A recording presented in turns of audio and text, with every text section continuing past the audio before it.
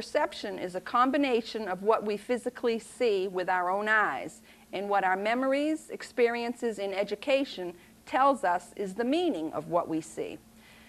Stereotypes in mythology are usually wildly held beliefs attached to certain types of people that lack intellectual foundation and are commonly based upon a single or a few emotion-laden experiences. Stereotypes tend to be based on negativity, while mythology tends to be overly positive and grandiose. I just have a few examples before we really start discussing. One of them is, a common perception of people with disabilities is that they do not go out in public. This is most likely based on the fact that large numbers of people with disabilities are not seen out and about the cities and towns within which they live. Okay. But the reality of that is there's a lack of access, so people with disabilities cannot get out and they cannot move around in their own environments. So that's a perception that people with disabilities don't go out, and it's really not true. A common stereotype is that people with disabilities are asexual, that they have no sexual feelings or no sexual thoughts.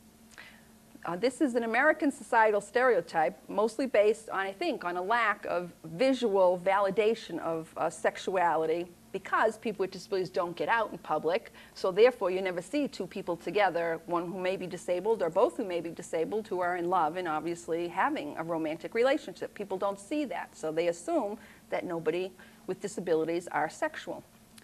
A common myth about people with disabilities is this whole supercrip phenomenon. Supercrip meaning, you know, like Superman, but he's a super person with a disability.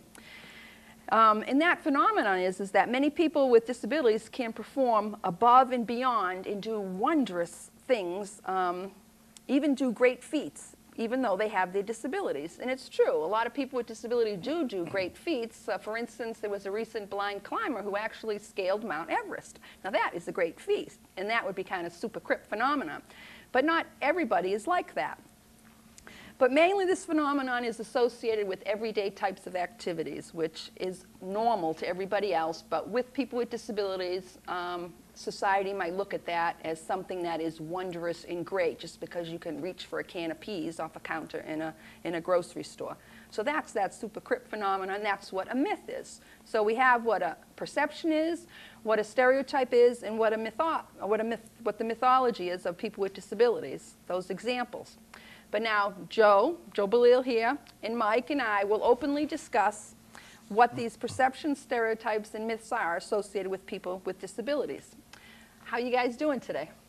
Oh, I'm doing great. Good. I'm doing great too. So, I'm doing super, actually. Good, super. Just like a supercrip. Yes. So tell me, what do you guys think of myths and perceptions, or misperceptions? I like the supercrip deal. I thought that was kind of interesting, although I was bumming that Spider-Man's not in a wheelchair. Wouldn't that be great? I mean, having a nice action hero in a wheelchair using that. Right, as long as he has a restraining device to, you know, keep the chair attached while he's, you know, climbing up the, up the webbing. Oh, exactly, of course. You need that.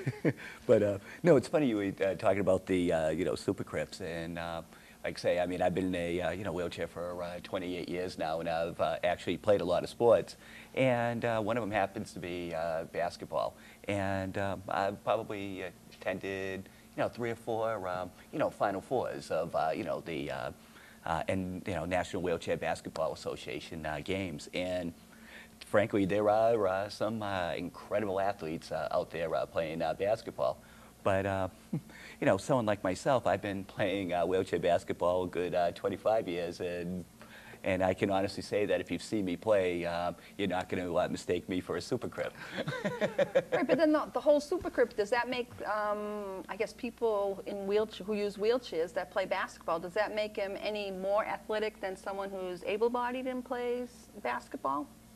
It doesn't make them super, more or less. It just makes them athletic, right? Right. And, you know, because whether you're playing basketball from a, you know, in a wheelchair or, you know, standing, it requires great strength and ability. Right. But you know what?